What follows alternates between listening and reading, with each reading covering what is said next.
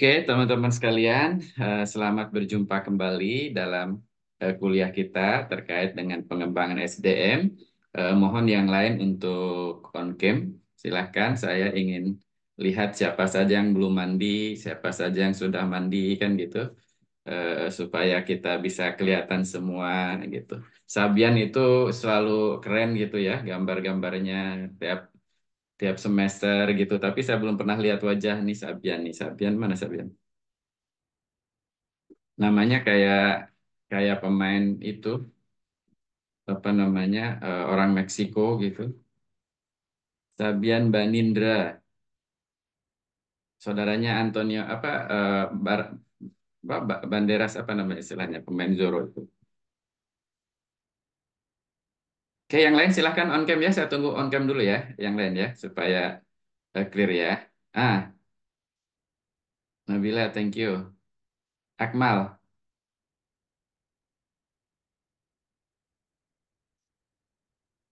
Nadia, oke. Rina, oke. Siapa lagi ya?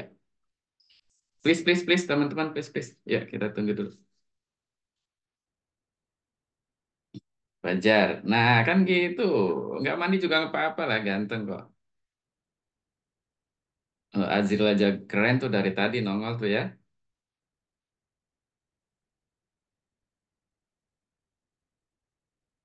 Fani masih di kebun jagung. Eh, Yuk, come on guys.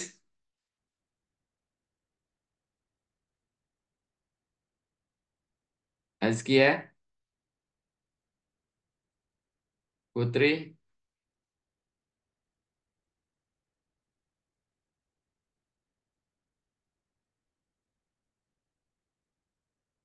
Lefrido, oh,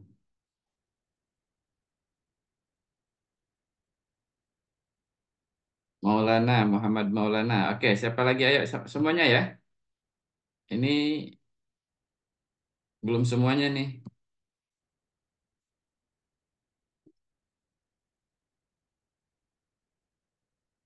Coba saya panggil. Filja, are you there, Filja? No.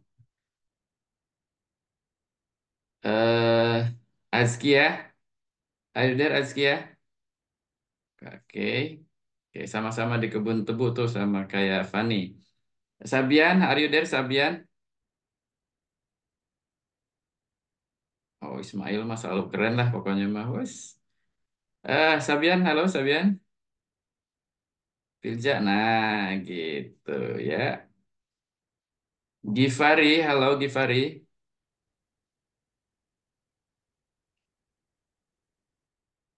Nah ini tuh orangnya Banindra. Wah,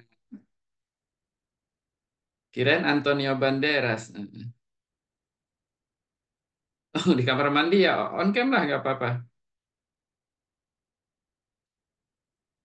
Givari, oke di kamar mandi jangan on cam. Nadifa, tapi jangan lama-lama di kamar mandinya. Nah, Nadifa, oke Lagi di siap. kampus, Pak. Oh iya, nggak apa-apa di kampus lah. Baik, teman-teman sekalian, Assalamualaikum warahmatullahi wabarakatuh. Ya, kita memulai lagi kembali kuliah.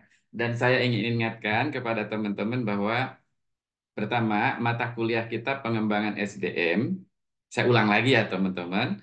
Dan dalam konteks mata kuliah kita ini, pengembangan SDM, kita arahkan dalam konteks TP. Ya, pengembangan SDM dalam kolek TP, seperti di awal saya sampaikan, kita bicara tentang learning solution. Jadi mencari solusi bagaimana membelajarkan agar human resource yang ada di satu perusahaan itu dapat meningkatkan kinerjanya. Kira-kira begitu ya teman-teman sekalian. Jadi ini mata kuliah nanti akan sangat terkait dengan human performance technology.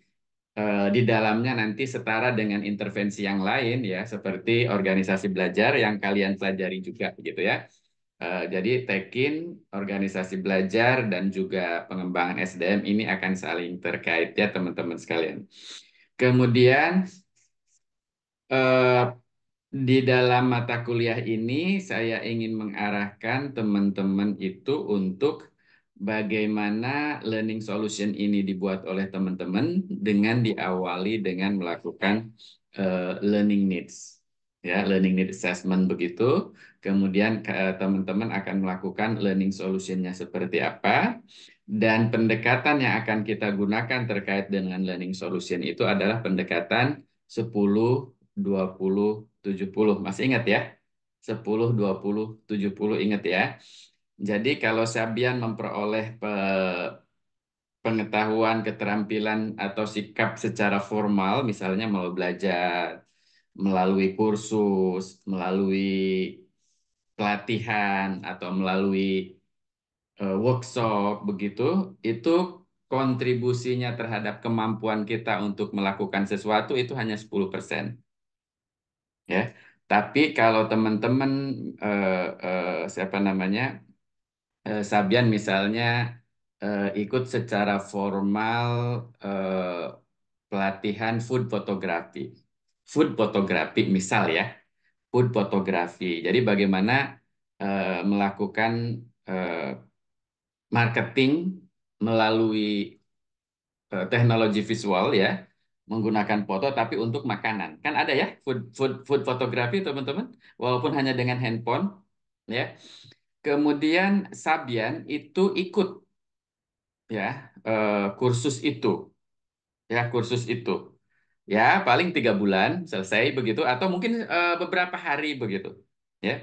Nah itu teman-teman sekalian itu kontribusinya kalau Sabian nanti bekerja di bidang itu ya food photography misal bekerja di bidang itu maka itu nggak ada artinya hanya 10% ya. 20%-nya itu ketika Sabian secara informal menerapkan food fotografi itu dalam komunitas.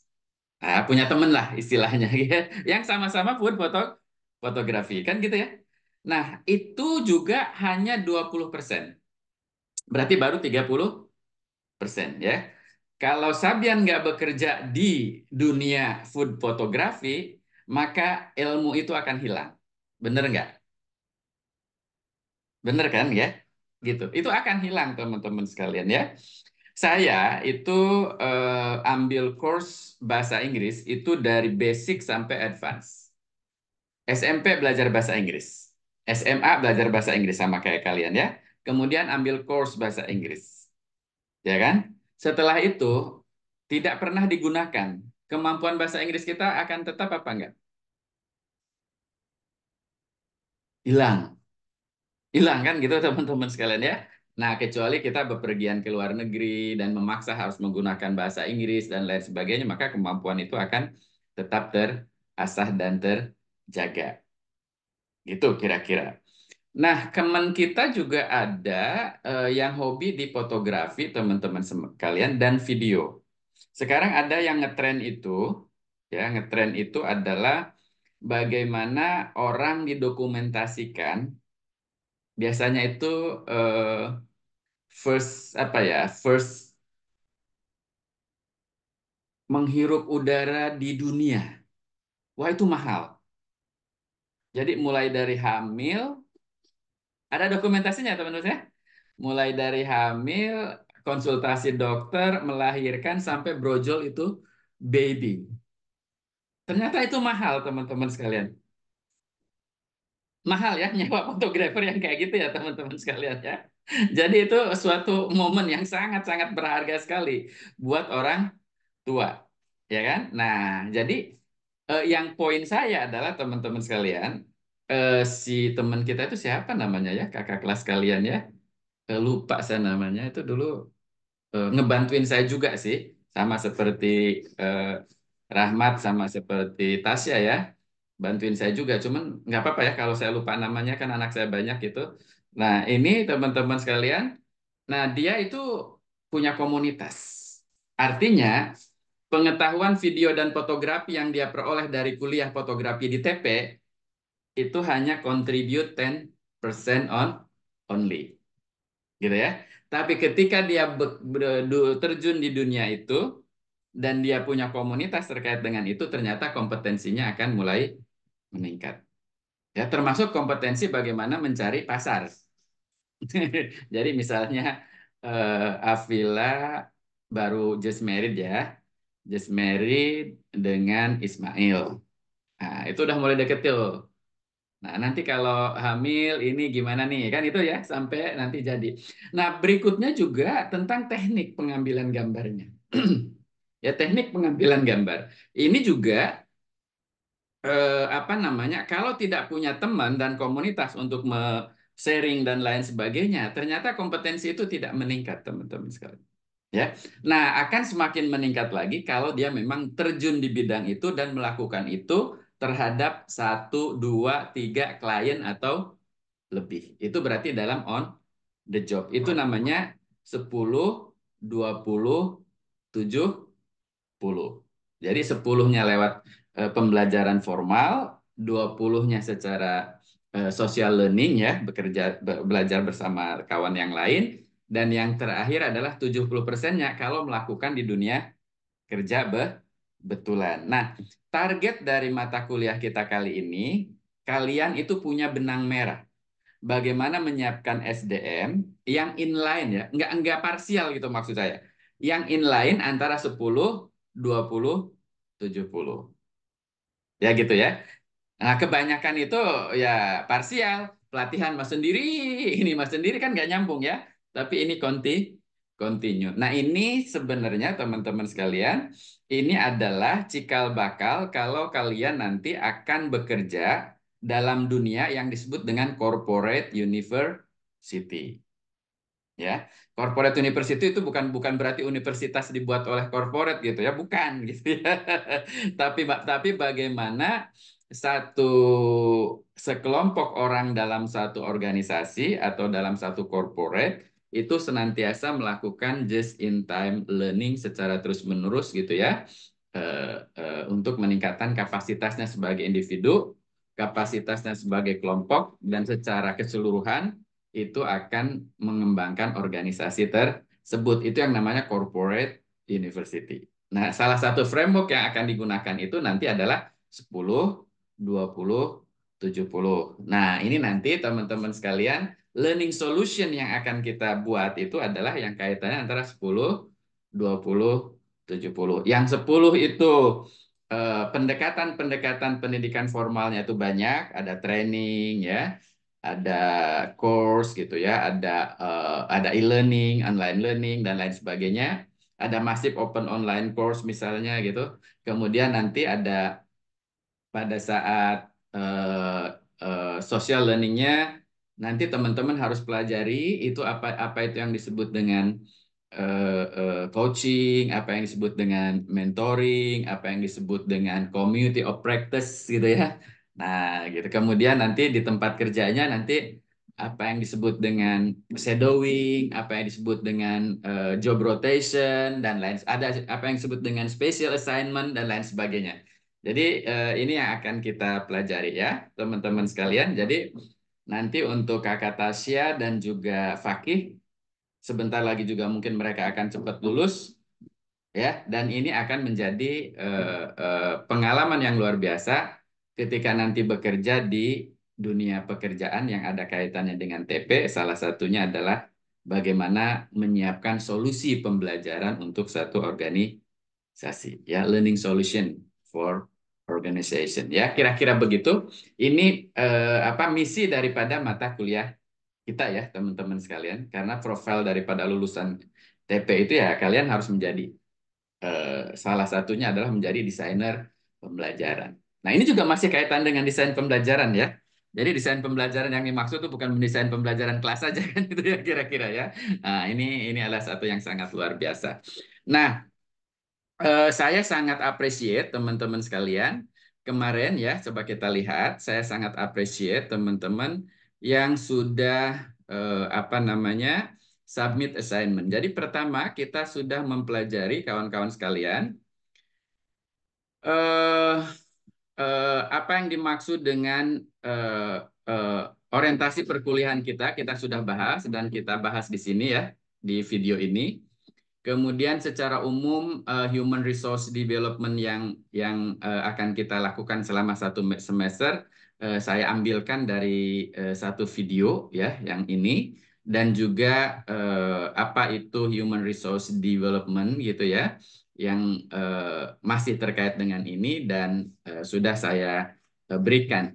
Nah, ini teman-teman sekalian dalam konteks desain pembelajaran daring ini sudah kalian ini sebenarnya sudah belajar. Artinya sudah ketemu dengan saya. Ketemu dengan saya. 50% sudah ketemu dengan saya yang diwakili oleh media ini. Diwakili oleh video ini. Nah, bagaimana kalian bisa membuktikan kalau telah mempelajari ini, ya teman-teman sekalian? Maka ya ini kalau lihat di sini karena nggak saya tanda ini nggak sepertinya nggak pernah dibaca ya, tapi kita lihat di sini kawan-kawan sekalian, saya menagih tagihan dan alhamdulillah di sini ada 31 orang yang sudah submit. Ya, mohon nanti Kakak Tasya dan Fakih untuk segera apa namanya memberikan feedback dan memberikan nilai ya. Di sini ada Said, ada Andreas ya, eh, terus siapa lagi mungkin ada yang belum gitu ya, yang belum submit ya. Eh, no worries ya, yang belum submit memang tidak diperkenankan untuk submit. Makanya ada kemarin nggak tahu mata kuliah yang ini atau bukan japri saya gitu ya. Mohon maaf saya belum bisa submit karena berbagai alasan. Nggak apa-apa, nggak bisa submit. Berarti Anda hanya miss tugas yang pertama, ya kan? Hanya miss tugas yang pertama. Nggak apa-apa dan tidak ada susulan memang, hanya miss aja. Tapi masih ada assignment berikutnya gitu Azril ya. Gitu. Nah, harapannya yang assignment berikutnya ya teman-teman jangan sampai miss lagi karena itu adalah bukti teman-teman telah mempelajari materi yang sudah saya sampaikan. Ya, makanya saya tuntut teman-teman membuatnya dengan video ya, video supaya teman-teman bisa menjelaskan ulang dan apa sih yang dimaksud dengan apa namanya human resources development dalam konteks mata kuliah kita untuk teknologi pendidikan. Nah, saya sangat appreciate untuk yang sudah mengumpulkan. Nah, Kakak Tasya dan juga Kakak Fakih nanti yang dinilai ya kualitas daripada kaitan antara esensi pengembangan SDM dengan video yang disampaikan. Ya, jadi kalau nanti pengembangan SDM-nya tidak sesuai dengan yang ada di video, ya mungkin pakai chat GPT atau apa begitu ya, ya kan kelihatan. Jadi mohon nanti Tasya dan Fakih lihat juga videonya ya. Jadi kualitas itu akan kelihatan. Kemudian yang kedua, contoh konkret ya, artinya konteksnya gitu, konteks yang dicontohkan dengan yang ada di sekitar lingkungan teman-teman juga itu dinilai. Ya bobotnya saya lupa kemarin udah saya kasih bobot-bobotnya ya. Kemudian kualitas videonya juga dinilai. Karena kita TP ya teman-teman sekalian, karena kita TP, kualitas videonya juga diperhatikan dan kreativitas menyajikan videonya. Nah, mohon nanti Kakak Tasya dan Kak Fakih tolong diperlihatkan. Karena gini teman-teman sekalian. Ini mata kuliahnya Bu Retno ya, mata kuliah desain pesan dan mata kuliahnya video sebenarnya bahwa penyajian video itu banyak macamnya.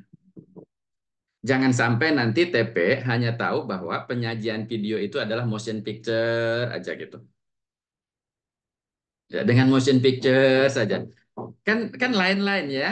Bisa question and answer, bisa podcast, bisa talk show, bisa dialog interaktif, bisa dibuat drama, bisa macam-macam gitu ya. Jadi jangan sampai nanti talking head aja menjelaskan gitu ya. Nah, itu enggak gitu kan, kira-kira gitu teman-teman. Nah, saya belum lihat Kakak Tasya nanti tolong perhatikan 4 kriteria tadi ya. Ah, gitu ya. Perhatikan. Jadi kualitas teknis ya dinilai karena kita TP ya, kualitas teknis video ya. Kemudian kreativitas cara penyajiannya ya, penyajiannya kreatif apa enggak. Sehingga pesannya nyampe. Ini kita bicara desain pesan. Bagaimana pesan pembelajaran dalam hal ini adalah eh, pemirsa, penonton itu atau itu PSDM dalam konteks TP seperti apa dan esensinya apa, dicontohkan oleh teman-teman, disajikan dalam video yang kreatif, mantap. Iya kan? Nah, Kalian pernah lihat video kok bisa? Kok bisa? Ya itu kan idenya sederhana.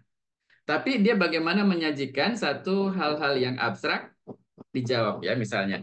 Bagaimana seandainya kalau seluruh atap langit itu adalah panel surya? Ya kan? Itu kan sebenarnya inquiry based learning sebenarnya terapkan. Kebetulan saya kenal betul apa namanya orang-orang yang kok bisa ya namanya Louis Presiden. Namanya keren ya, namanya Louis Presiden, tapi asli orang Jogja. Eh, Orangnya ya santai-santai aja lah. Cuek gitu loh, kayak siapa ya? Kayak Azril lah gitu ya. Rambutnya acak-acakan, ini kayak gitulah. Azril masih mending lah ya. Fadli juga masih mending tuh, rambutnya bagus gitu ya. Kalau Fakih ganteng kan, tuh kelihatan tuh rapi gitu kan. Nah, gitu. Nah, ini enggak ganteng banget ya teman-teman. Ya, tapi duitnya banyak. Nah, Fanta tertarik tuh kayaknya itu. Ya. Nah, duitnya banyak gitu. Ya, banyak banget gitu ya dari YouTube itu. Padahal kontennya dia cuman sederhana.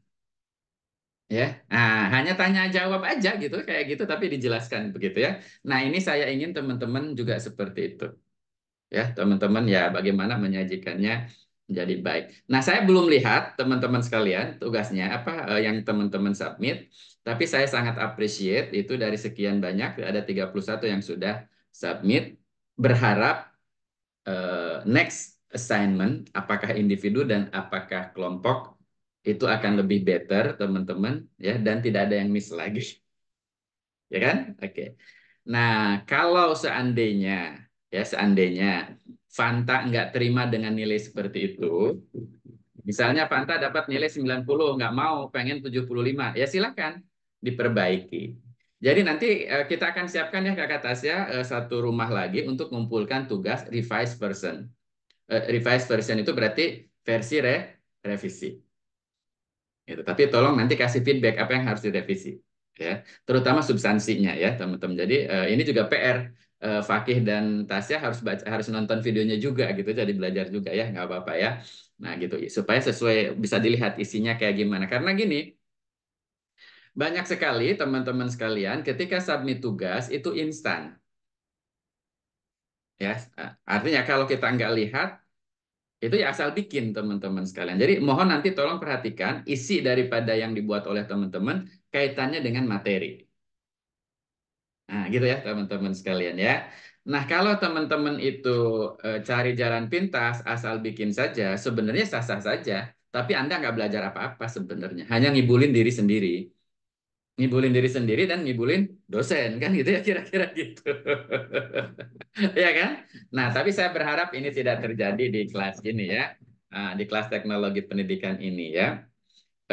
Kenapa saya pakai video, teman-teman? Saya hanya menerapkan ilmu knowledge management, ilmunya organisasi belajar di kelas nanti ya, gitu ya.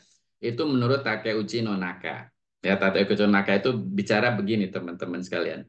Pengetahuan itu ada eksplisit, artinya pengetahuan itu ada yang tertulis, sudah dieksplisitkan dalam bentuk video, dalam bentuk buku, dalam bentuk tulisan, dalam bentuk apa, itu namanya explicit knowledge.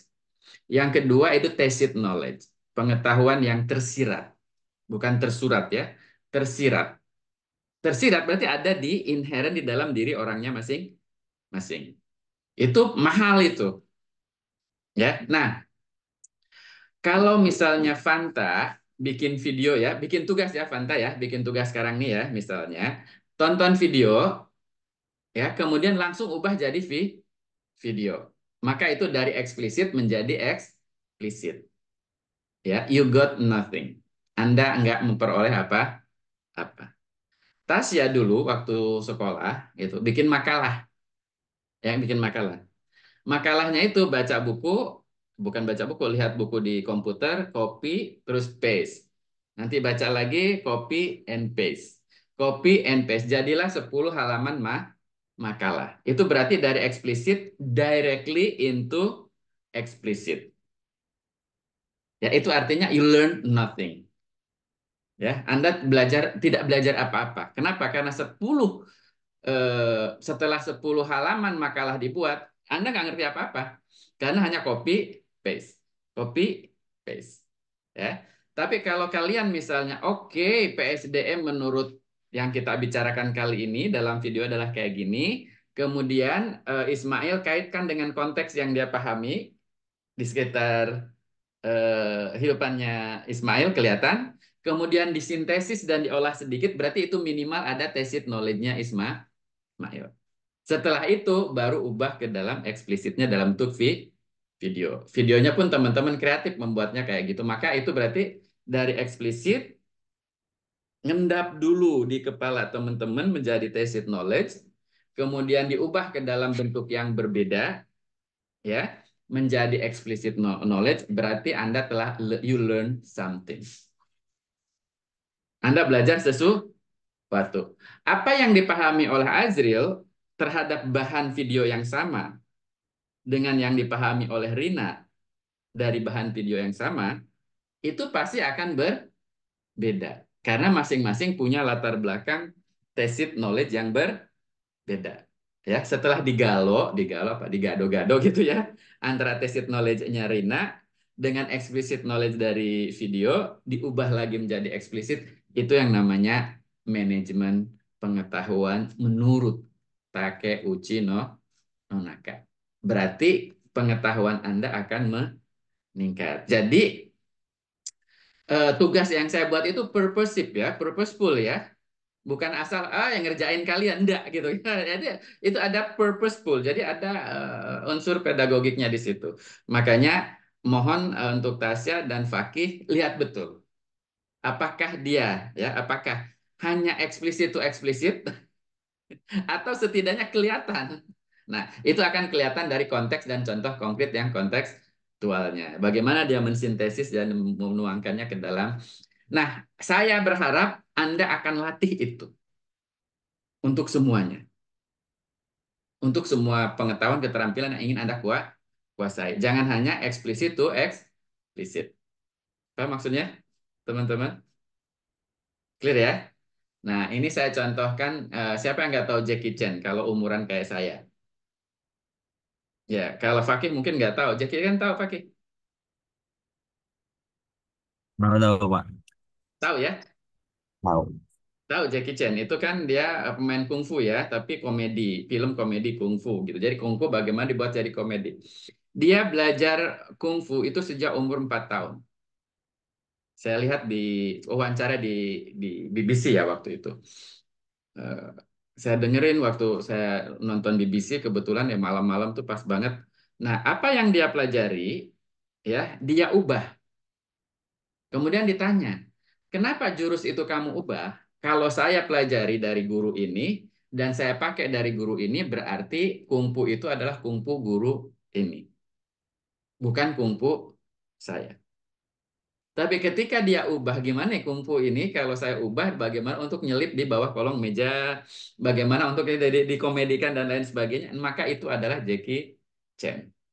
Ya, itu tacit knowledge-nya Jackie Chan menerapkan ilmu kungfu untuk komedi itu nggak ada, hanya di dia itu tacit mahal banget. Ya, gitu ya. Akmal, kira-kira gitu. Nanti Akmal ya luar biasa. Jadi menurut saya bukan masalah kungfunya ya. Menurut saya Rifda misalnya ingin menguasai X, ya X-nya itu yang harus dijadikan tacit knowledge-nya kita dulu. Jadi gabungkan dengan apa namanya tacit knowledge yang kita miliki diubah begitu menjadi nyatu. Gitu ya teman-teman sekalian ya. Oke. Nah, kemudian selanjutnya teman-teman sekalian, saya ingin teman-teman ini bisa mengekspresikan apa yang sudah kami tugaskan kemarin ya, sekarang ini dan saya ingin volunteer saja. Nah, nanti Azri tolong dicatat ya, nanti dicatat eh, nanti komunikasikan ke Kak Fakih atau Tasya bahwa ini nanti di akhir akan memperoleh nilai bonus ya, nilai bonus. Oh ya, tadi untuk yang teman-teman yang belum submit first assignment itu tidak punya kesempatan memperbaiki ya Kak Tasya ya. Yang punya kesempatan memperbaiki adalah untuk yang submit. Nah, kecuali nanti tugas kedua, nah ingin memperbaiki lagi silahkan. Maksudnya begini, kalaupun teman-teman nilainya 80, kalau memang nggak puas, ingin perbaiki, ya silahkan perbaiki. Ya, mahasiswa begitu. ya kalau Jadi 70, buat gawe nakes ataupun menkes. ya ini silahkan gitu. Fakih masih bocor gitu ya. Oke, oke. Fakih di Kemkes ya masih ya? Iya, betul Pak. Dengan siapa? Di sini ada Katin TP sih Pak. Mas Ya. Farhan juga masih. Oh, Farhan di sana ya. Oke. Masih Farhan masih di situ. Masih Pak, satu divisi sama saya. Oke ya, oke, sip. Nah, jadi seperti itu ya, teman-teman sekalian ya. Nah, sekarang Azril sudah dilihat sudah ditanya siapa yang akan jadi volunteer sekarang menjelaskan minimal ada 3 orang atau atau lebih. Sudah, Pak. Oke, silakan. Mau ngomong aja boleh, mau ini ya silakan ya. Jadi Dari dulu apa gimana? nggak harus paparan. Ya. Saya, Pak, yang maju, Pak. Oh ya, dia nggak mau pahalanya biar dia duluan. Oke, silakan. Oke. Jadi langsung aja ya, Pak. Ya, Esensi sumber daya manusia itu apa? ya. Jadi esensi sumber daya manusia itu pengembang atau yang lebih dikenal dengan istilah Human Resource Development merupakan upaya untuk meningkatkan kinerja pegawai dalam suatu organisasi atau perusahaan. Hal ini melakukan berbagai kegiatan pembelajaran dan pelatihan yang bertujuan untuk memperbaiki serta meningkatkan kualitas dan produktivitas individu dalam menghadapi tuntunan pekerjaan yang semakin kompleks dan berubah. Ini langsung ke contohnya aja, Pak. Ya, silakan. Terserah kamu, pokoknya gimana menurut enaknya. Ya. Jadi contoh yang saya mengambil contoh di sebuah hotel bintang 4. Hmm. Dia berfokus dalam pengembangan sumber daya manusia, menjadi fokus utama untuk meningkatkan kualitas layanan dan kepuasan tamunya. Hmm. Nah, di setiap tahun ini hotel ini mengadakan proses rekrutmen yang ketat untuk memastikan bahwa mereka eh, mendapatkan karyawan terbaik dan di posisi sesuai dengan posisi-posisi yang ditawarkan. Ya. Nah, HRD Hotel ini menyusun iklan lowongan yang pekerjaan yang menarik dan jelas, menggambarkan kualifikasi yang dibutuhkan serta tanggung jawab di setiap posisinya. Setelah Hmm. menerima banyak lamaran, tim HRD melakukan seleksi dengan cermat, termasuk wawancara dan tes keterampilan untuk memilih kandidat yang paling sesuai. Nah, setelah mendapatkan karyawan yang baru bergabung, mereka menjalani program pelatihan orientasi yang komprehensif. Dan dalam pelatihan ini, karyawan diperkenalkan pada budaya perusahaan, prosedur operasional standar, dan nilai-nilai layanan pelanggan, pelanggan yang diharapkan. Selain itu, pelatihan keterampilan spesifik juga diberikan seperti teknik pelayanan tamu dan penggunaan perangkat lunak manajemen hotel. Lalu untuk menjaga motivasi dari karyawan tersebut, hotel ini menerapkan sistem penghargaan di setiap bulannya. Karyawan dengan kinerja terbaik diberikan penghargaan seperti bentuk pengakuan atas dedikasi mereka di selama 1 bulan tersebut. Ini tidak hanya meningkatkan semangat kerja, tetapi juga menciptakan atmosfer positif di tempat kerja tersebut. Melalui berbagai inisiatif ini, hotel tidak hanya meningkatkan kualitas layanan kepada tamu, tetapi juga menciptakan lingkungan kerja yang mendukung pertumbuhan dan perkembangan setiap individu di dalam. Jadi gitu menurut saya esensi PSDM dan contoh konkret yang saya ambil. Kurang lebihnya gitu, Pak. Oke, contoh konkret yang diambil, tapi pertanyaan saya nanti, ya nanti Tasya nanti koreksi di tugasnya ya. Apakah penjelasan tadi didasarkan atas video yang diberikan atau dari yang lain? Dari video sih, Pak, saya ngambilnya. Oke, video yang mana? Saya nangkapnya seperti itu. Kalau yang contohnya saya ambil ya, Pak. Iya, iya. Karena di video itu tidak menjelaskan seperti yang itu ya, gitu. Kira-kira begitu. Nanti mohon Tasya nanti boleh dilihat itu. Artinya begini teman-teman sekalian, saya hanya ingin memastikan bahwa Anda mempelajari video itu atau tidak. Nah, baru dikaitkan dengan yang dilakukan. Tapi ada tambahan dari yang lain seperti yang Azil sampaikan tadi ya, no worries nggak jadi masalah juga kan gitu ya. Nah, seperti itu. Oke, jadi seperti yang disampaikan oleh Azril, kawan-kawan sekalian, kita bicara tentang PSDM di sini, PSDM, pengembangan sumber daya manusia. Memang ini sudah mulai dari kebutuhan SDM, kemudian ada rekrut, ya, rekrutmen, kemudian ada juga orientasi dan lain sebagainya, kemudian penempatan, ya, mungkin ada penyiapan, penempatan dan lain sebagainya, terus sampai selesai pengembangan di sini. Oke, nah secara umum kita harus tahu sampai sini nggak jadi masalah teman-teman sekalian. Nah, yang menjadi fokus nanti dalam perkuliahan kita adalah setelah PSDM ini direkrut, ya, kemudian mungkin ada orientasi dan ditempatkan. Nah, disinilah yang akan kita di tugasnya daripada teknologi pendidikan, kaitannya dengan ini adalah lebih fokus di sini. Mungkin kalian nanti akan terlibat di kebutuhan SDM, kemudian perencanaan SDM, kemudian rekrutmen, kemudian dan lain sebagainya. Tapi untuk TP nanti dalam konteks ini kita akan lebih kepada pengembangan SDM. Karena di sini sudah ada pada saat ini, ya mulai dari sini ya, ini lebih dikerjakan oleh teman-teman Human Resources Development. Program studinya maksud saya ya, lebih ke kali di situ.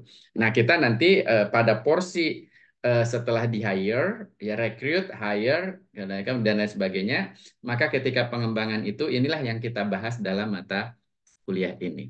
Ya kawan-kawan ya. Nah, ini nanti yang akan kita pelajari dan setelah ini bisa saja nanti di hotel bintangnya apa dan lain sebagainya, namanya apa, ini akan menjadi apa namanya tugas project nanti ke depan ya. Nanti mulai dari learning need assess dan lain sebagainya. Nah, dalam pelaksanaannya nanti kawan-kawan itu bisa saja difokuskan ke SDM bagian apa. Nah, kayak yang tadi disampaikan oleh Azril, itu meningkatkan layanan itu untuk siapa saja? Apakah front office? Apakah semua eh, apa namanya divisi yang ada di perhotelan dan sebagainya kan semua juga ingin menekankan ya. Nah, nanti bisa saja nanti kita fokuskan. Nah, gitu ya untuk yang mana? Untuk tugas ya. Kira-kira. Oke. Thank you Azril. Esensi daripada pengembangan organisasi belajar, pengembangan sumber daya manusia sudah ya, jadi secara umum. Tapi pada sisi pengembangan SDM-nya untuk mengembangkan kapasitas dia berkelanjutan, nah itu bagian kita nanti. Ya, nah itu yang ada dibahas dalam video. Oke, next. Selain Azril, siapa lagi? eh izin Pak, weh saya boleh dong Boleh jelasin. lah. Boleh Ini lah. penjelasan ini menurut saya itu ini saya dapat sumbernya dari video Bapak, tapi ada beberapa yang saya tambahin dari artikel-artikel di Google yang saya baca Pak, biar Oke. lebih familiar di saya. Oke. Ya. Saya mau menurut saya itu PSDM atau pengembangan sumber daya manusia itu mereka itu berfokus pada terutama peningkatan kemampuan ya, terus Ya. keterampilan dan pengetahuan suatu individu di dalam Betul. suatu organisasi. Nah, tujuannya itu supaya tujuan bersama yang ada di dalam organisasi itu dapat tercapai dan dapat bekerja secara efektif. Biasanya itu menurut saya esensi PSDM itu mereka mencakup berbagai hal, biasanya seperti pelatihan karyawan, terdapat suatu pengembangan program-program yang dimana pengembangan-pengembangan ini tuh dia berfungsi kepada peningkatan kualitas ataupun efektivitas suatu individu di dalam suatu organisasi sehingga membuat individu tersebut memiliki banyak pengalaman dan pengetahuan baru yang mana tujuannya itu seperti di awal untuk meningkatkan performa ataupun tujuan bersama dalam organisasi tersebut. Nah, Hmm. di sini itu PSDM itu berperan sangat penting ya menurut saya, terutama mereka tuh dalam meningkatkan efektivitas serta eh, kepuasan hasil dari suatu organisasi. Nah, saya itu ambil contoh dari Pak. perusahaan fintech seperti PayPal. Nah, Hmm. PayPal itu mereka itu dalam proses pengembangan sumber daya manusia mereka, PayPal secara rutin mengadakan pelatihan untuk karyawan mereka. Hmm. Terutama PayPal itu mengadakan di bidang teknologi seperti PayPal mengadakan pelatihan-pelatihan untuk karyawannya seperti keamanan cyber, analisis data. Nah, ini tuh mereka berfungsi supaya karyawan-karyawan PayPal ini memiliki keterampilan yang relevan dengan teknologi yang sekarang.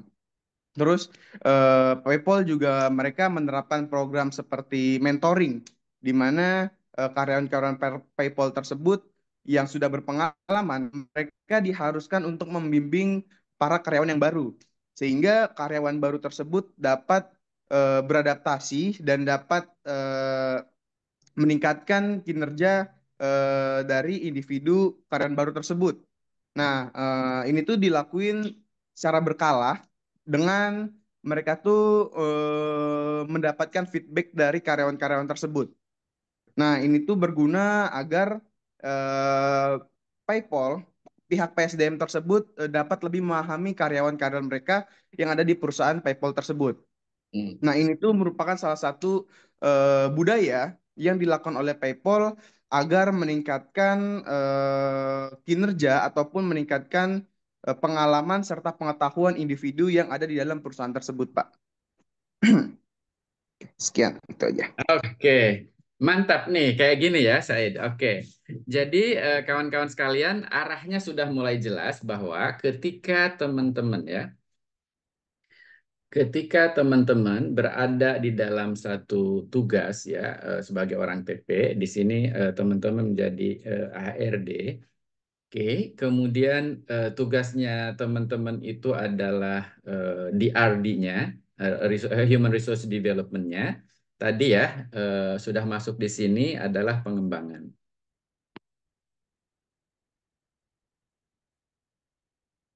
Katakanlah ada satu divisi di sini adalah apa namanya web security atau apalah gitu ya, untuk keamanan cyber gitu ya, untuk PayPal. Ada, tentu saja ini kan banyak orang ya. Tentunya banyak ya, Said ya, di situ. Nah, berarti teman-teman sekalian, ini kita yang dijelaskan oleh Said tadi, Said Ali tadi, itu sebenarnya sudah menunjukkan 10, 20, 70. Ya, kira-kira seperti itu. Jadi yang harus didesain oleh teman-teman itu adalah aktivitas-aktivitas apa saja yang secara formal agar meningkatkan kualitas keamanan cyber. Ya, tadi ada menyebutkan tadi ada semacam training gitu. Nah, ini masuk ke mana nih? Mungkin masuk ke 10. Ya. Kemudian ada juga apa tadi pendampingan ya, mungkin mentoring yang dilakukan oleh senior di sini. Ini masuk ke mana? Ini masuk ke 20. Ya. Nah, jadi teman-teman sekalian, apa yang ada di benak teman-teman itu adalah secara kontinu begitu ya. Nah, yang 10-nya apa? Yang 20-nya apa? Pasti karena dia adalah yang 70-nya ini di sini, dia pasti ditempatkan di tugas sebagai web security staff. Ya kan? Nah, di sini pun nanti ada banyak sekali pekerjaan assign yang harus dia lakukan, sehingga ini yang 20-nya ini aktivitasnya apa? Ini aktivitasnya apa? Ya, ini aktivitasnya apa? Tapi ini akan sambung menyambung ke sini. Itu ya teman-teman sekalian. Nah, betul seperti yang digambarkan oleh Said Ali tadi. Nah, tentu saja yang menjadi patokan daripada satu organisasi adalah tetap tujuan organisasi tercapai apa enggak. Misal ya, di PayPal itu terjadi berapa kali yang namanya cyber security-nya terganggu. Kan gitu kira-kira kan? Nah, mereka punya service level agreement misalnya untuk mengatasi hal tersebut. Nah, itu akan diasah terus sehingga tim yang bekerja dalam cyber security itu akan memperoleh upaya untuk pengembangan SDM secara kelanjutan. Nah, ini saya ingin arahkannya teman-teman untuk mata kuliah ini pada konsep korpu, ya, corporate university, di mana ada kesinambungan antara setelah dia direkrut, ya, maksudnya setelah dia ditempatkan, kita bicaranya di situ, ya, setelah dia tempatkan, dia di bidang X, apakah ada penurunan kerja di bidang X, nah maka didesain. Nah, desainnya itu semuanya itu structured, terstruktur, mulai dari yang 10, 20, 70, ya. Nah, kebanyakan yang terjadi di, ya, jangan tanya lah, ya, kalau terjadi di pengembangan SDM di pemerintahan atau di swasta yang gagal begitu, itu kan parsial begitu loh. Nah, gitu kira-kira begitu, ya. Nah, ini yang menjadi ide dasar kita, teman-teman. Saya berharap di 1-2 kali pertemuan ini teman-teman paham yang ini gitu. Ya, paham dulu yang ini sehingga nanti bukunya nanti dipelajarinya lebih gampang, ya. Ininya dulu, ya. Jadi teorinya nanti gampang. Nah, ini nanti kita akan pelajarin. Oke, thank you Said, ya. Ini mohon dicatat, ya, Azril, ya. Said, Azril sudah 2 dan Iya, penjelasannya sangat sama-sama luar Pak. biasa. Oke, next. Saya boleh, Pak. Mantap, mantap. Panta, oke, Panta. Oke, Rifda dulu aja, Pak. Rifda dulu. Tadi Rifda duluan yang on mic. oke, Rifda duluan. Baru Berarti saya. setelah itu Panta, oke. Nanti kan minggu berikutnya tetap masih ada kesempatan yang lain, ya. Jangan yang itu aja. Oke, silakan. Oke, Rifda. Oke, baik. Ini saya jelasin tentang pengembangan SDM sendiri. Jadi, kalau menurut saya sendiri, jadi pengembangan sumber daya manusia atau bisa kita sebut sebagai HRD atau Human Resource Development, di mana ini adalah adalah suatu kegiatan gitu ya, kegiatan di mana memberikan karyawan pengembangan diri dan juga keterampilannya baik melalui pelatihan, pengembangan karir atau pengembangan di dalam suatu organisasi. Tujuannya adalah gimana sih cara meningkatkan pengetahuannya, bukan hanya pengetahuan aja tapi keahliannya, skillnya, dan juga gimana sih mengembangkan cara-cara baru di dunia perusahaan, yang mana pastinya di dunia perusahaan ini kan juga ada tantangan baru atau perubahan-perubahan baru nantinya. Jadi dengan pengembangan sumber daya manusia ini dapat meningkatkan pengetahuan, keahlian dari karyawan itu sendiri. Nah, selanjutnya kalau menurut dari video juga ada beberapa komponen-komponen yang terdapat di dalam pengembangan sumber daya manusia. Yang pertama di sini adalah pengembangan pribadi. Jadi pengembangan pribadi ini adalah gimana sih proses mengembangkan pengetahuan, sikap, dan juga si karyawan itu sendiri yang nantinya dapat membantu mereka untuk bekerja di dalam pekerjaannya gitu. Jadi membantu pekerjaannya. Nah, itu biasanya bisa juga dilakukan secara formal maupun informal. Nah, karyawan tuh bisa mengikuti online course atau mengikuti komunitas online, mengikuti menonton video tutorial yang nantinya dapat meningkatkan kualitas dari si karyawan itu sendiri. Dan juga kalau misalkan secara informalnya itu bisa belajar dari rekan atau temannya. Nah, kalau contohnya itu misalkan uh, misalkan saya sebagai MC ya, misalnya saya sebagai MC atau pembicara di suatu perusahaan, nah saya menggunakan pengembangan pribadi ini, misalkan ikutin kursus online, misalkan tentang public speaking gitu, kursus online tentang public speaking yang nantinya dapat membantu saya untuk meningkatkan kemampuan berbicara saya atau kemampuan percaya diri saya gitu di nanti di pekerjaan. Yang kedua itu ada pengembangan profesional. Jadi pengembangan profesional sendiri itu adalah gimana sih caranya si karyawan ini bisa menemukan minat, nilai mereka gitu ya di suatu perusahaan. Namanya kan juga pengembangan profesional, artinya gimana sih cara mereka untuk meningkatkan kredibilitas dan juga karir mereka ke depannya gitu. Contohnya itu misalkan kalau dalam ranah teknologi pendidikan gitu ya. Misalkan saya sebagai seorang learning development atau learning designer gitu. Di situ saya bisa ngikutin sertifikasi atau bootcamp yang nantinya dapat meningkatkan kredibilitas saya atau meningkatkan karir saya ke depannya gitu. Terus yang ketiga itu adalah manajemen kinerja. Nah, kalau manajemen kinerja ini lebih kepada gimana sih suatu perusahaan itu bisa membantu karyawannya dalam mencapai efisiensi kerja gitu. Misalkan dengan contohnya itu bisa mengadakan sarana-sarana yang mempermudah karyawan gitu ke depannya. Terus yang ketiga itu pengembangan organisasi. Nah, tentunya di dalam satu perusahaan itu kan juga ada organisasi ya, organisasi besar gitu, nggak cuma sebagai individu aja gitu. Terus di organisasi ini juga berfokus pada pertumbuhan dan perkembangan individu di dalam suatu organisasi itu sendiri. Yang nantinya ketika individu dalam organisasi itu dapat berkembang, itu juga akan berkembang pula gitu pertumbuhan dari organisasi. Nah, selanjutnya untuk contohnya sendiri, di sini saya ngambil PT Unilever Tbk. Nah, setelah saya baca-baca sendiri, yang kita tahu juga PT Unilever ini kan lumayan PT yang lumayan besar gitu ya, Pak, bagus gitu, dan sumber daya manusianya juga lumayan bagus gitu.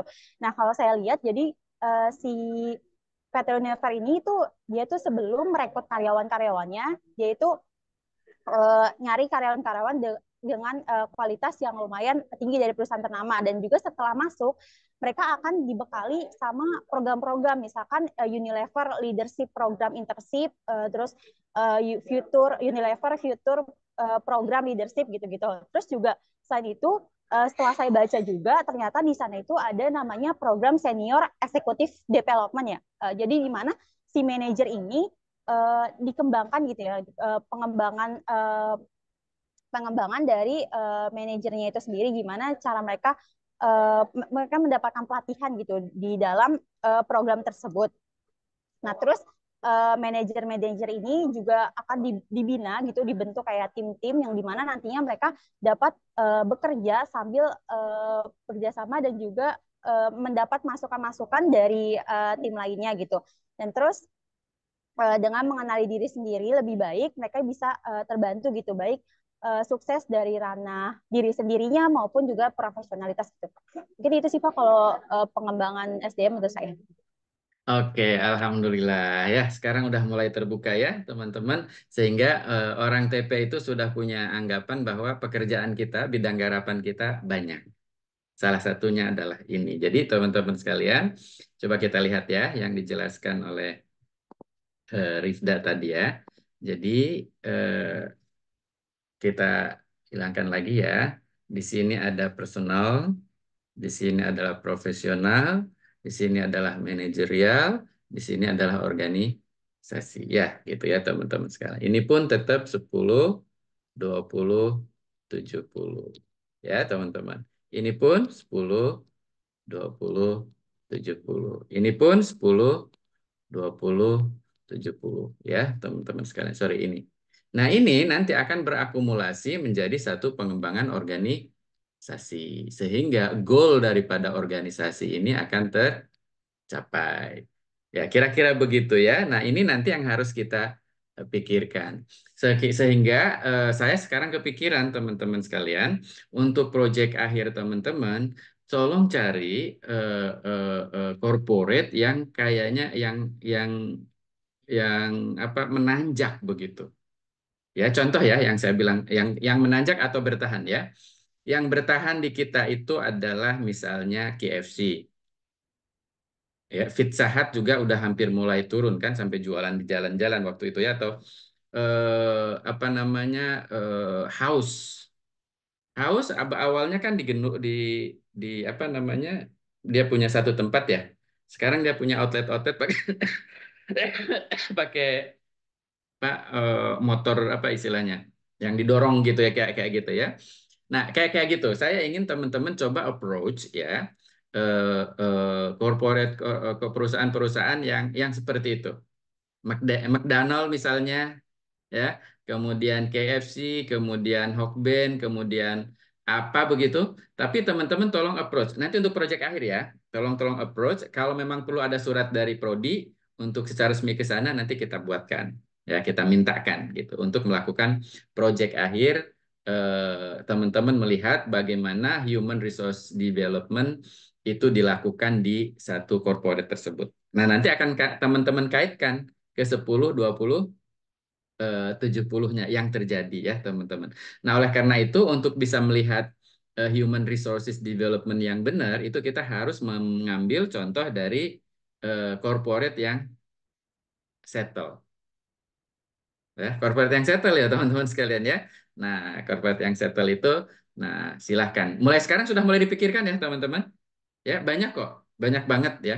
Kalau yang cewek-cewek misalnya sukanya di body shop atau di perusahaan-perusahaan yang terkait dengan produk-produk kecantikan ya nggak apa-apa. Ya, atau ada produk-produknya makanan ya silahkan. Atau produknya apa ya silahkan. Atau mungkin jasa ya, bukan hanya produk ya. Nanti mungkin di bidang jasa. Silahkan teman-teman sekalian supaya kita bisa memperoleh gambaran bagaimana sih human resource development itu bisa terjadi ya di kita. Nanti buku-bukunya belakangan sih, nanti akan saya sampaikan teori-teorinya teman-teman biar bisa paham gambaran umumnya saja dulu di 3 kali pertemuan sekarang ini. Ya, oke. Thank you Rifda. Ini sudah 3 ya, Azril. Ya, kita minta satu lagi deh. Ya, bagi yang belum kesempatan sekarang, nanti di next ya. Ada kesempatan lagi. Oke, Panta, silakan. Oke, selamat pagi Pak Wes dan teman-teman. Saya akan menjelaskan PSDM menurut yang video yang saya lihat dan beberapa sumber. Jadi kalau misalkan PSDM itu sebenarnya kayak sebuah aktivitas yang dirancang gitu untuk memberikan karyawan atau individu dalam sebuah organisasi atau lingkungan kerja itu untuk menambahkan atau belajar dari keterampilan atau meningkatkan skill dia gitu. Nah, si pengembangan SDM ini juga menggabungkan kayak berbagai aspek yaitu pelatihan, terus juga pengembangan organisasi, terus dan juga upaya untuk pengembangan karir dari individu tersebut. Nah, jadi tujuan utama dari PSDM ini untuk meningkatkan pengetahuan mereka, terus juga produktivitas, keahlian, dan kinerja individu, baik untuk dirinya sendiri, terus juga pengembangan diri, ataupun nanti juga memberikan manfaat kepada si organisasi tersebut. Nah, si pengembangan manusia ini juga dibagi menjadi 2 aspek yang besar, yaitu pengembangan personal dan profesional itu yang fokusnya ke individu, dan kalau misalkan yang satunya lagi itu performance development sama organizational development itu lebih berfokusnya ke kayak menyeluruh si organisasinya. Kalau misalkan personal development itu kayak pengembangan diri si individu untuk melakukan kerja yang efektif gitu. Sementara kalau misalkan professional development itu lebih ke pelatihan atau pengembangan karir untuk mengembangkan knowledge, terus skills sama abilities dari seseorang tersebut. Sementara kalau misalkan masuk ke manajemen kinerja atau performance development-nya itu lebih ke kayak untuk memastikan bahwa si individu tersebut ini memiliki kemampuan yang mendukung pekerjaan mereka gitu secara efektif dan efisien di dalam sebuah organisasi tersebut. Dan kalau misalkan yang terakhir itu ada organizational development atau pengembangan organisasi itu menyeluruh di organisasinya untuk meningkatkan efektivitas dan efisiensi individu secara keseluruhan untuk menghasilkan hasil yang diinginkan, dan kayak kerjasama antar si timnya itu lebih oke gitu, dan menghasilkan tujuan yang sebelumnya mereka udah mau capai akan tercapai, ataupun akan menghasilkan tujuan baru yang next step mereka targeting gitu. Nah, untuk contoh penerapannya saya ngambil misalkan di sebuah kafe gitu, Pak. Nah, kafenya itu misalkan namanya Beans Cafe. Misalkan itu fokusnya kepada kafenya atau kayak kopinya gitu. Sementara jadi saya ini fokusinnya ke baristanya ya, Pak. Nah, jadi untuk misalkan personal development-nya itu jadi melatih si baristanya ini untuk menciptakan minuman yang berbeda dan anti mainstream, karena kan ini targetingnya untuk meningkatkan apa ya pembelian dan daya tarik dari si customer gitu. Terus habis itu masuk ke pengembangan profesional. Jadi di pengembangan profesional atau professional development-nya ini para baristanya itu didorong untuk kayak melakukan sebuah pelatihan atau sertifikasi dari si barista itu untuk meningkatkan kompetensi dari individu-individu barista yang bekerja pada Beans Cafe gitu. Terus lanjut ke manajemen kinerja atau performance development-nya. Jadi si Beans Cafe ini secara berkala itu melakukan sebuah evaluasi kinerja dari baristanya untuk ngeidentifikasi ini apakah kelemahan mereka dan kekuatan mereka, dan itu juga akan bisa di sharing session sama si senior barista yang ada di Beans Cafe tersebut. Nah, nanti si hasil evaluasi ini bisa digunakan untuk rencana pengembangan dari masing-masing individu atau kayak si baristanya tersebut. Terus juga gimana cara untuk menetapkan target penjualan ke depannya atau meningkatkan penjualan si kopi tersebut, dan gimana sih untuk meningkatkan atau memaksimalkan kepuasan dari pelanggan di Beans Cafe. Iya. Nah, terus selanjutnya yang di organizational development, jadi si Beans Cafe ini melakukan sebuah kegiatan. Kegiatan itu bisa team build atau kayak team building gitu, Pak, untuk meningkatkan kerjasama atau komunikasi antar eh, apa antar barista dari si Beans Cafe tersebut ataupun antar karyawannya gitu. Jadi kayak di team build itu bisa dijadikan organizational development karena mereka itu kan kayak melakukan brainstorming gitu ya untuk mengembangkan yang target awal itu, yaitu menu atau minuman baru gitu sesuai dengan tren tren pasar gitu. Bisa aja kita nambah menu baru atau minuman baru dari tren-tren TikTok atau Instagram yang lagi oke, sehingga peningkatan produktivitas peningkatan apa namanya pendapatan dari Beans Cafe akan meningkat, dan juga mungkin bisa juga dengan melakukan eh, apa inovasi baru, yaitu dengan mengaktifkan sosial media di Beans Cafe gitu. Jadi intinya sih kalau menurut saya pengembangan SDM itu tujuannya bukan untuk diri individu masing-masing, tapi juga bisa bermanfaat untuk si organisasi yang dia tempatin sama masyarakat luas gitu pastinya. Itu Pak Oke. ya menurut saya. Terima kasih. Ya, teman-teman sekalian, alhamdulillah ya. Jadi teman-teman sudah memperoleh gambaran secara umum terkait dengan pengembangan SDM, termasuk nanti tadi yang sampaikan oleh Fanta ya. Jadi Human Resources Development itu ujung-ujungnya sebenarnya adalah yang dikenal oleh teman-teman tuh KSA. Jadi Knowledge, Skills, dan Attitude, baik pada level individu ya maupun pada level organisasi. Nah ini bagaimana agar mereka terus beradaptasi dengan perubahan lingkungan, kemudian otomatis keterampilannya juga, pengetahuannya dan sikapnya juga akan berubah kan gitu. Kemudian layanan terhadap customer juga bisa lebih meningkat. Intinya organisasi itu bisa lebih innovate, bukan hanya sekedar survive ya, tapi akan meningkat secara terus-menerus ya. Mirip-mirip dengan organisasi belajar. Itu yang pertama. Kemudian yang kedua, harapan saya jangan sampai anak-anak TP itu nganggap bahwa SDM itu solusinya hanya dengan training. Nah, itu pendekatan yang klasik. Jadi solusi meningkatkan kinerja, training atau kayak pelatihan atau kayak formal learning dengan dikursusin atau dan lain sebagainya itu salah satu, bukan satunya. Sehingga ada pendekatan-pendekatan yang dilakukan yang lain, makanya yang ingin saya perkenalkan itu adalah 10, 20, 70 yang nanti akan inline ya teman-teman sekalian. Oke, congratulations, selamat ya untuk semuanya.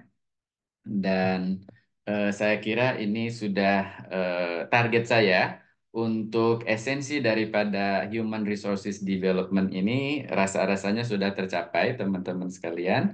Nanti mohon Tasya dan Fakih untuk berikan feedback dan juga berikan penilaian, dan jangan lupa teman-teman untuk melakukan revisi kalau memang teman-teman ingin melakukan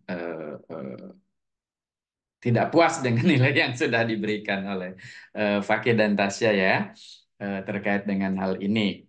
selanjutnya untuk berikutnya saya bisa beranjak teman-teman kepada topik yang menarik berikutnya.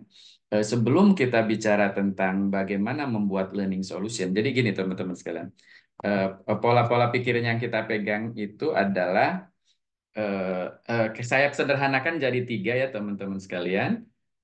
Needs di sini ya, learning needs gitu kita dapatkan dulu. Kemudian yang kedua adalah learning solution yang kita pikirkan 10, 20, 70 seperti apa. Nah, yang terakhir adalah evaluation gitu ya, bagaimana ini bisa dilakukan ya Pak. Nah, minggu depan kita akan fokus di sini. Ya, kita akan fokus bagaimana kita melakukan learning needs. Ya. Secara sederhananya begini, teman-teman. Ada satu eh, perusahaan misalnya ya, yang disebut oleh Fanta saja lah tadi. Fanta itu bicara tentang barista. Ya. Nah, dari corporate tersebut itu pingin punya ada katakanlah ya, targetnya ada 5 inovasi menu baru dari perkopi-kopian.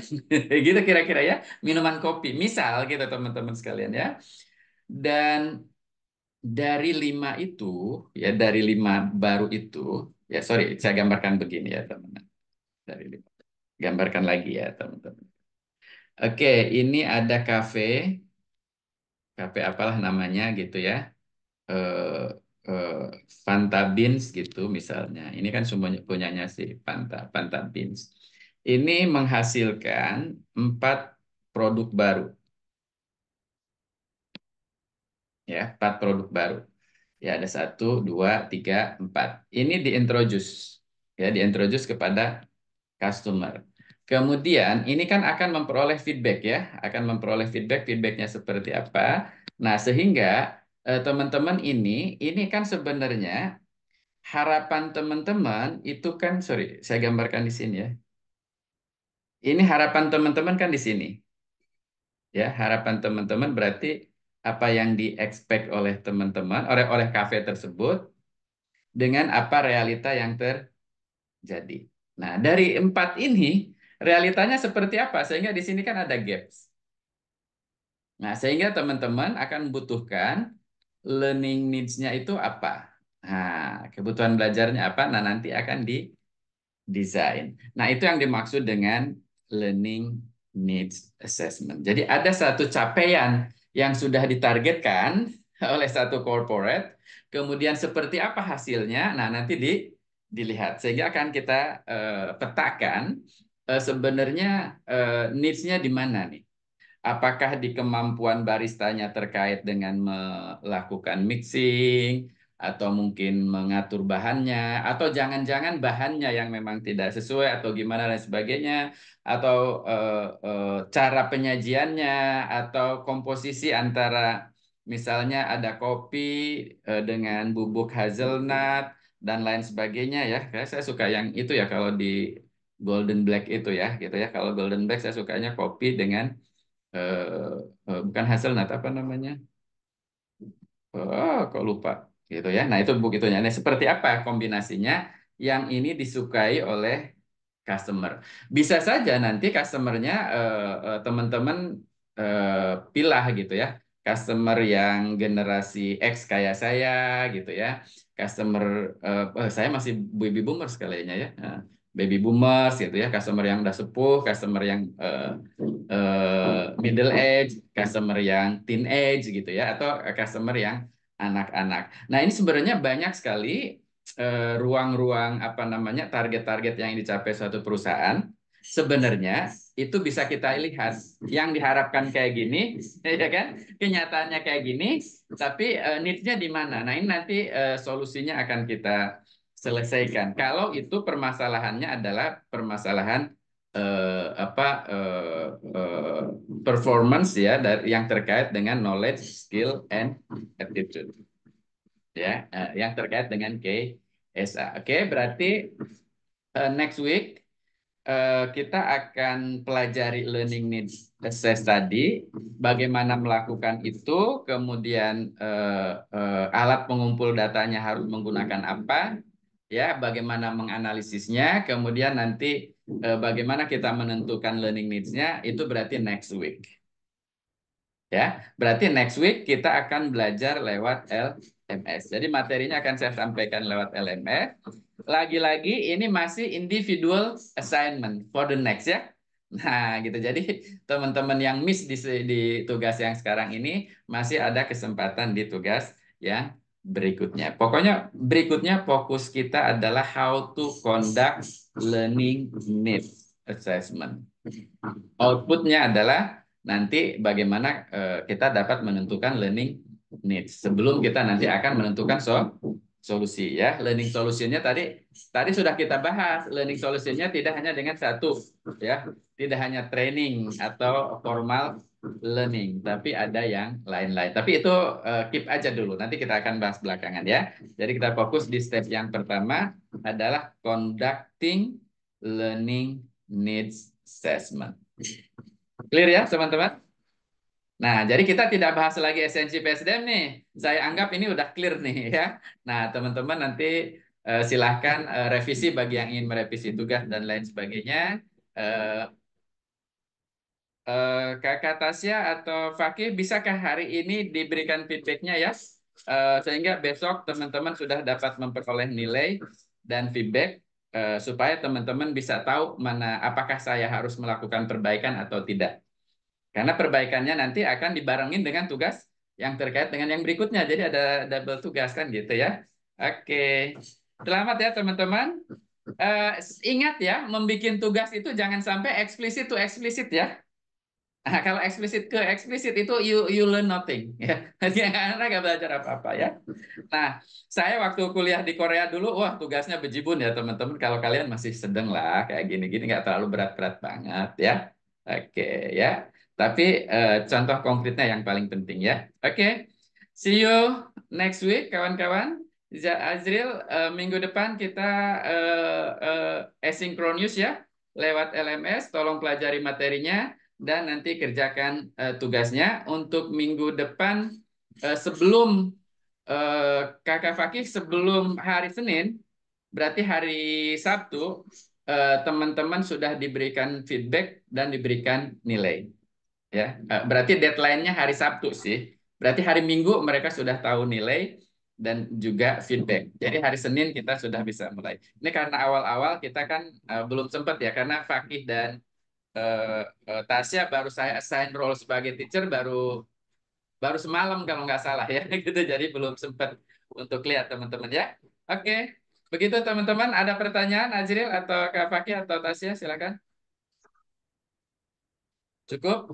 Eh, saya mau bertanya, Pak, perihal Ya. kelompok sudah dibuat apa belum? Oh ya, Apa nanti? kelompok. Ya, sekarang kita buat ya. Oke, sekarang kita buat. Oke, kita masuk ke sini teman-teman sekalian supaya jelas nih ya. Kita buat grup ya. Auto create group aja ya. Auto create group. Sorry. Number of group member. Jadi grup membernya kita buat maksimum itu adalah 5 teman-teman sekalian. Ini nama grupnya kita buat gini aja ya. Nah, coba kita lihat.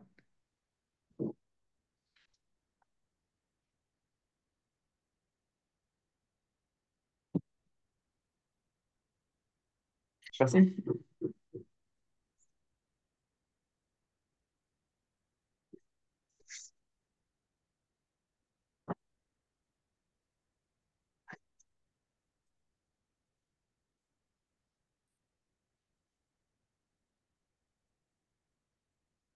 Sorry. Ini ya, grupnya ini salah.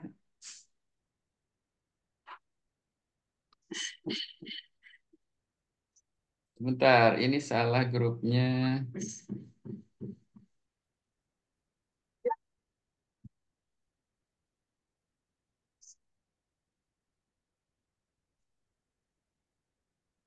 Coba kita ulang.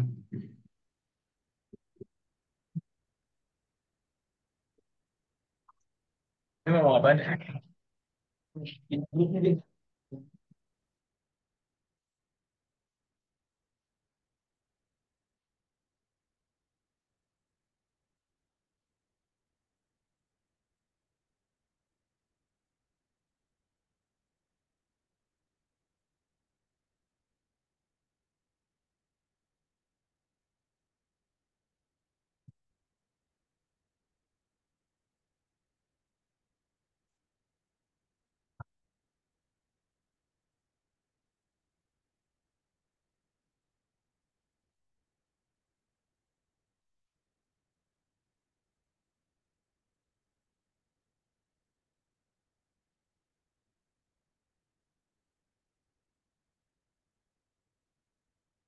Oke.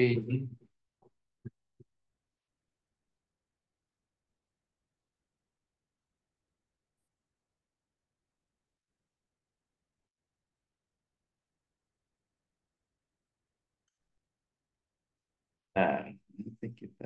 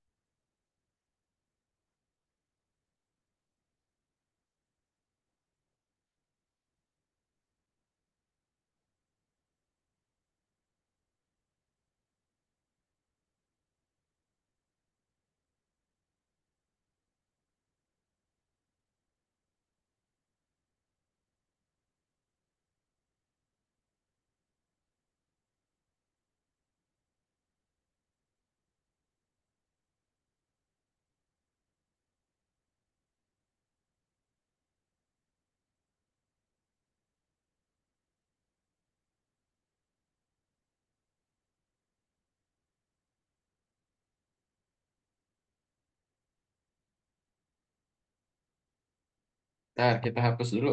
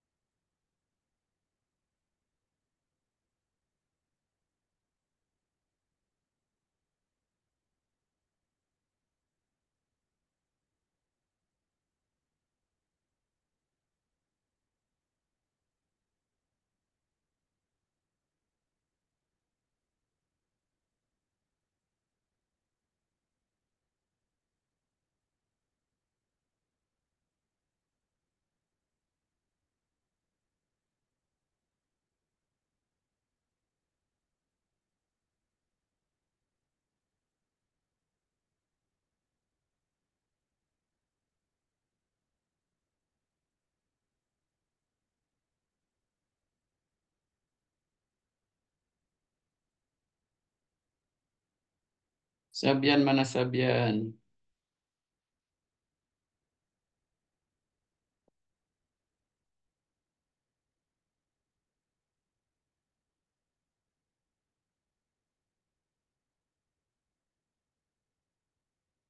Oke, satu kelompok ada yang apa namanya?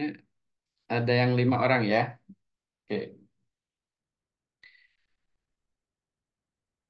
kelompok A di capture tolong ya. Ini Alfreda dan kawan-kawan. Halo, tolong di capture ya.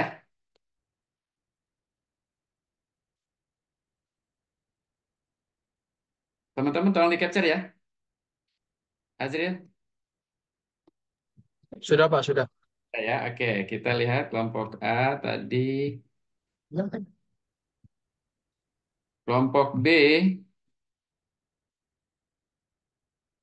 Azril dan kawan-kawan. Bisma, Arya Putra, Fauzan, Ratri ya. Sudah Pak, sudah saya capture. Kelompok C ini Anggita dan kawan-kawan.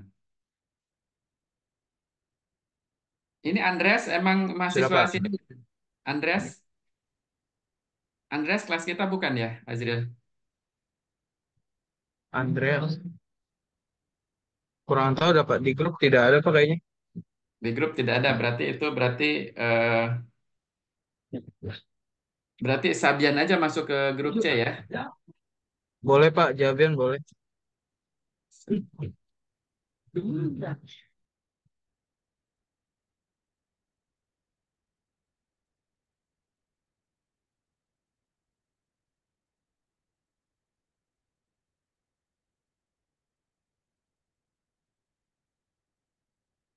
Oke, Sabian masuk ke grup C, nanti saya keluarin dari grup C ya. Oke, kemudian grup D, Avila dan kawan-kawan.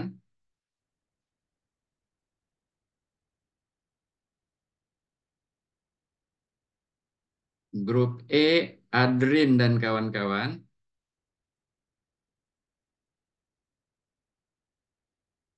Ini ada Fanta lagi ya? Fanta tadi bukan di kelompok Sudah B Pak, ya? sudah di SS. Fanta di kelompok B bukan? Enggak, Pak. Bukan, saya belum dapat kelompok dari Oh, yang belum ya. admin. Oke, berarti di grup E ya, Fanta ya. Oke, grup F, Azkia dan kawan-kawan. Iya lah. Ada ya. Grup G, Muhammad Maulana, Said tadi ya, Said Ali, Mugofar. Oke. Kemudian grup H, Alvina Azka dan kawan-kawan. Dan grup I, Amelia dan kawan-kawan. Nanti Sabian saya remove ya, karena udah masuk di grup C. Coba Sabian kita remove. Sabian kita remove. Oke.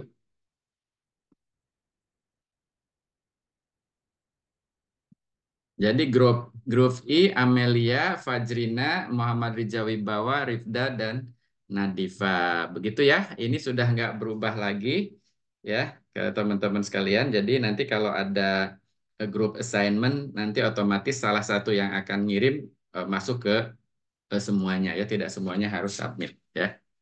Gitu. Oke, saya kira cukup kawan-kawan sekalian. Ada lagi? Sudah Pak.